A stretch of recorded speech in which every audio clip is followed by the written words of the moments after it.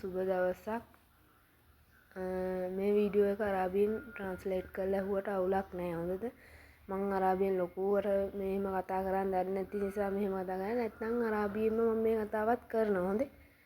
මේ මෙන්න මේකයි. අර සිංහලෝවාද සූත්‍රයේ තියෙනවා හැම ආගමේම ඇති. මෙන්න මේව තමයි මෙහෙම යුතුයකම් වගකීම් කිය. ඒක ඒ වගේ සිංහලෝවාද සූත්‍රයේ තියෙනවානේ. සේවකයෙක් ස්වාමියාට සලකන්න ඕන විදිය, ස්වාමියා සේවකයාට සලකන්න ඕන විදිය. ඒ වගේ මෙයාලගේ ආගමෙත් තියෙන්න ඕනනේ. මම දන්න එකම දෙයක් තියෙනවා මේ අරාබියේ සේවකයෙක්ගේ වැටුප දෙන්න ඕන දාඩිය දාඩිය වලට හැරෙන්න කලින් කියලා කතාවක් තියෙනවානේ. ඒක පොඩ්ඩක් වෙනස් වුණාද දන්නේ මේ එහෙම කතාවක් තියෙන. ඉතින් ඒ වගේ තියෙනවා නම් අනිවාර්යෙන් තව හේතුත් ඇති. යුතුයකම් වගකීම්. මේකයි ඉතින් මම කියන්න ආවේ. අපේ යුතුයකම් ඉටු වෙන්න නම් එයාලගේ වගකීම් ඉටු වෙන්නම ඕනේ. නැත්තම් හිතේ භක්තියක්වත් නැහැ.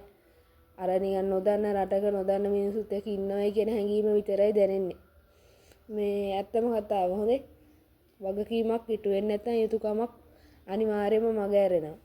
මේ හොඳයි කියන ගෙවල් උනත් දැන් දැක්කනේ ඊයේ පෙරේද මම දැක්ක අර YouTube channel එකක සප්‍රාණ සහෝදර වීඩියෝ එකක් දාලා තියෙනවා මේ අවුරුදු 30 ඒකම ගෙදර ඉඳලා. එතකොට ඒ කද්දාම කියන ඒ අම්මා යුතුයකම් වගකීම් නොකර ඉඳලාද? නෑ. එයාගේ යුතුයකම් හරියට කරපු නිසා තමයි අවුරුදු 30ක් හිටියේ. වගකීම පැහැර හැරපු නිසා තමයි එයාව ඒ ගෙදරින් ගිහින් දැම්මේ. එතකොට කාගේ හරි කියලාමක් හරි මොකක් හරි දෙයකට ගිහින් දැම්ම නම් ඒ මොක වුණත් එයා ඒ අදාළ ස්පොන්සර්ගේ වගකීම පැහැර හැරපු නිසා. නැත්තම් අවුරුදු 30ක් ඒ ගෙදර ඒ අම්ම යුතුයකම වගකීම ඉෂ්ටි කරේ නැද්ද? ඒකයි මං කියන්නේ. අපි කොච්චර හොඳයි කිව්වත් ඔය හොඳයි කියාගෙන ඉන්න කවුරුත් මතක තියාගන්න. වගකීම පැහැර හරින්න පොඩි වෙලාවයි යන්නේ. අපි යුතුයකම ඉෂ්ට කරන නිසා තමයි අපි හොඳයි අපේ ගෙදර මෙහෙම හොඳයි කියලාගෙන කියන්නේ. පොඩි වෙලාවක් ඇති හොඳේ. පොඩි වෙලාවක් ඇති. හේතු දෙක ඒක තමයි. නොදන්න රටක නොදන්න හිත්පිට නැති මිනිස්සු දෙක වගකීම් පැහැර හැරීම. අපේ යුතුයකම් ඉටු කරන නිසා තමයි ඔය හොඳ පෙන්නගෙන ඉන්නේ. නැත්තම් ඇත්තෙන්ම කියනවා නම් මේ රූපේ යට අපි හොඳයි කියන රූපේ යට ඉන්නේ භයානක රූපයක්. අන්න ඒක තමයි අර ඊයේ පෙරේද ඔප්පු කරේ අර අවුරුදු 30ක් වැඩ කරපු ඒ වයසක අම්මාව එයාපෝට් එකට ගිහින් දැම්මේ.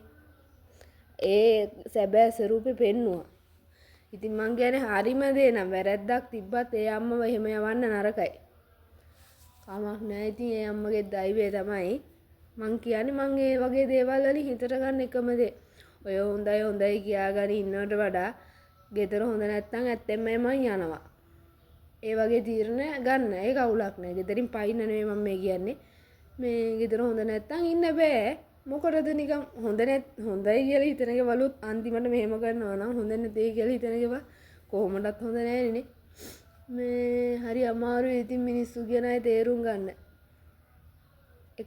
එකට කාලා බීලා ඉන්න මිනිස්සුම පියෙන් ඇනලා යන දේවල් කරනවා නම් මේ නොදන්න රටක ඇවිල්ලා නොදන්න මිනිස්සුත් එක්ක ඉන්නවා කියන එක කොච්චර අමාරුයිද අපහසුයිද මේ කියන්න හිතුනේ. ඉතින් ඒක අලුතෙන් මට තව සහෝදරියක් කිව්වා අක්කේ මේ මගේ අක්කාත් මෙන්න මෙහෙ සෞදියේ ඉන්නේ මේ බේටියක්වත් අරන් දෙන්නේ නැහැ.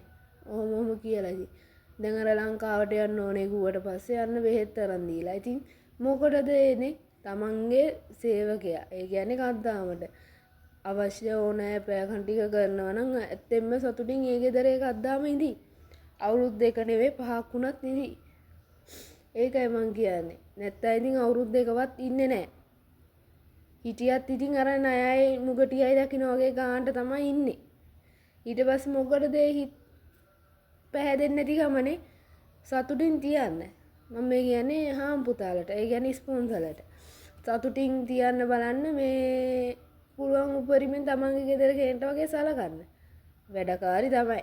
බල්ලෙක් තිරිසනෙක් නෙවෙයිනේ. අපි ලංකාවේ බල්ලෝ තිරිසන්නුන්ටත් සලකන්නේ නැති ගානට ඔයාලා මේ රටක සලකනකොට අපේ යුතුයකම් ගැන විතරක් හොයන්නත් එපා. හරිද? වැඩකාරියෝන්ගේ යුතුයකම් විතරක් ගැන හිතන්න එපා. ඔයාලා මේ ගෙවල් වල වැඩකාරියෝ තිරිසනු ගන්නට දාලා. මේ අපිටත් තියෙනවා හැංගීම් දැනීම් අපේ දරුවෝ හීන බලාපොරොත්තු තියෙනවා. ඒ හින්දා නැතුව මේ ඔයාලගේ ඇවිල්ලා මේ රටක වැසිකිලි කැසිකිලි කරන්න ඕනේ නැති හැමදේම කර කර දුක් විඳින්නේ නැහැ. අපිටත් පෞල් ජීවිත තියෙනවා අනාගතයක් තියෙනවා. එහෙම තියෙනවා නම් මේ අපි මේ වගේ නැත්නම් එන්නෙත් නැහැ. හරිද? එහෙම ජීවිතයක් අපිට නැත්නම් එන්නේ නැහැ. ඇවිල්ලා මෙහෙම කක්කුසි හොද පිඟන් බලන් හොද දුක් විඳින්නේ නැහැ. ඇත්තම කතාව. ඒ හින්දා තිරසනෙක් ගානට දාන එක පැත්තකට දාලා අපිටත් හැංගීම් දැනීම් තියෙන බලාපොරොත්තු ජීවිතය කියන එකක් තියෙනවා කියලා හිතාගෙන ස්පොන්සර් සැලුවොත් යුතුයකම් වගකීම් ටික නියමාකාරයෙන් ඉෂ්ට වෙයි කියලා මං හිතනවා. මොන කද්දාම ඔය ඉතියෝපියා, උගන්ඩා, පිලිපීන්ස්, ශ්‍රී ලංකා, ඉන්දියා ඕන කෙනෙක් අති හොඳේ. යුතුයකම් ඉෂ්ට වෙන්න නම් වගකීම් අනිවාර්යෙන් ඉෂ්ට වෙන්න ඕනේ කියන එක තමයි මගේ මතේ.